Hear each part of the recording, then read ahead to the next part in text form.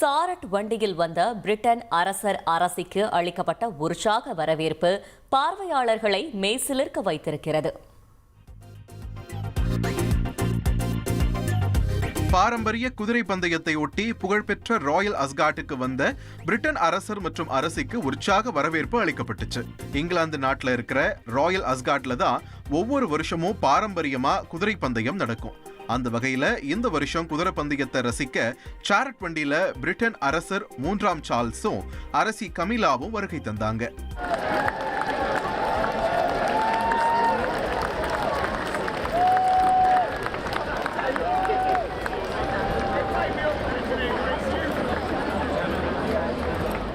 அரச குடும்பத்தினரோடு வந்த சவுதி இளவரசரையும் பந்தய ஏற்பாட்டாளர்கள் பாரம்பரிய முறைப்படி வரவேற்று கௌரவிச்சாங்க. ராயல் அஸ்காட்டுக்கு வந்திருந்த பார்வையாளர்கள் விதவிதமான உடைகள், கண்கவர் தொப்பிகள் அணிஞ்சு வந்தது ரொம்பவே அழகா இருந்துச்சு.